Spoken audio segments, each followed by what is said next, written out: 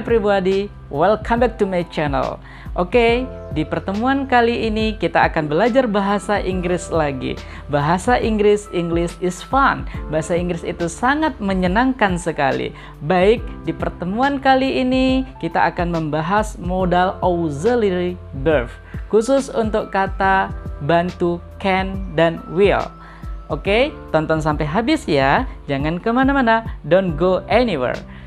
Oke, untuk modal auxiliary verb, semua subjeknya menggunakan kata bantu yang sama.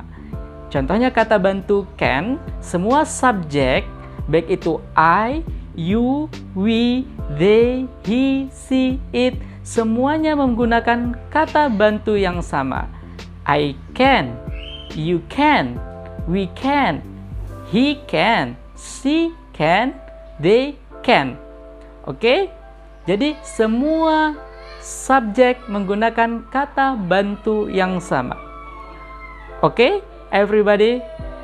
Yang pertama akan kita bahas adalah kata bantu can. Oke, kata bantu can fungsinya adalah untuk menyatakan kemampuan. Baik, di dalam kalimat positif, contohnya adalah I can speak English. Oke, dalam kalimat positif contohnya I can speak English, yang artinya saya bisa atau saya mampu berbicara bahasa Inggris.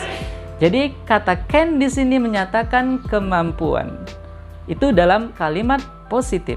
Oke, di dalam kalimat negatif contohnya adalah I cannot speak English, yang artinya saya tidak bisa atau saya tidak mampu berbicara bahasa Inggris.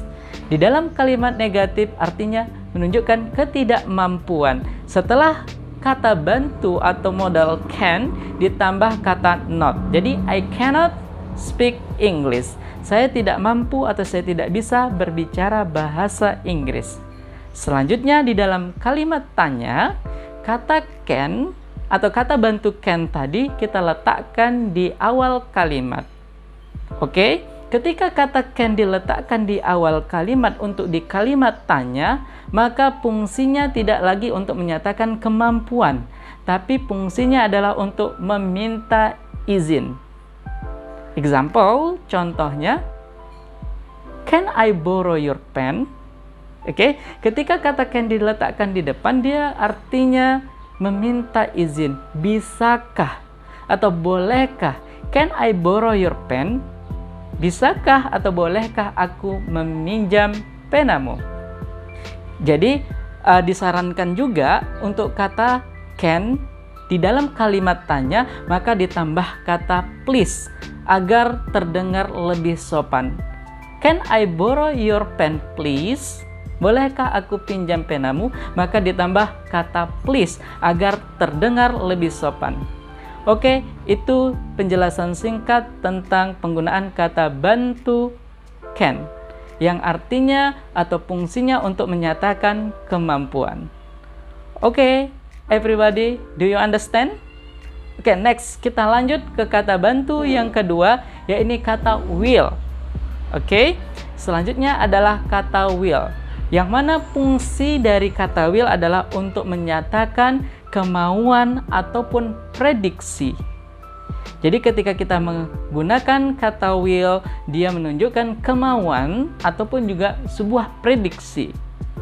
Contoh di dalam kalimat positif, contoh yang sederhananya adalah I will go home. Saya akan pulang ke rumah atau saya akan pulang. I will go home. Nah, kata will di sini artinya bisa kemauan atau juga prediksi kita akan pulang. Oke, di dalam kalimat negatif jadinya setelah kata will ditambah not. I will not go home. Oke, itu artinya prediksi saya tidak akan pulang. I will not go home. Sedangkan di kalimat tanya, kata bantu will-nya kita letakkan di depan. Will you go home? Oke, itu singkat pembahasan tentang kata bantu can dan kata bantu will. Mudah-mudahan dengan penjelasan yang singkat ini, semua kita bisa membuat kalimat-kalimat sederhana yang menggunakan kata bantu can dan kata bantu will. Oke, yang perlu juga kita kuasai adalah di dalam kalimat biasanya juga ada yang berbentuk sekarang, ada berbentuk lampau. Nah, seringkali kita menjumpai kata can dan juga kata could. Oke, singkatnya kata can itu digunakan dalam bentuk sekarang, sedangkan kata could adalah untuk bentuk lampau. Jadi past tense-nya atau bentuk lampau dari kata can adalah could. Dari kata bantu can, maka untuk bentuk lampaunya adalah could. Sedangkan kata will untuk bentuk lampaunya adalah would. Jadi will jadi would, can jadi could. Itu penjelasan sederhana tentang kata bantu modal auxiliary, kata will, dan kata can. Baik, mudah-mudahan penjelasan yang singkat ini bermanfaat bagi kita semua. Don't forget like and subscribe. See you next. Assalamualaikum warahmatullahi wabarakatuh.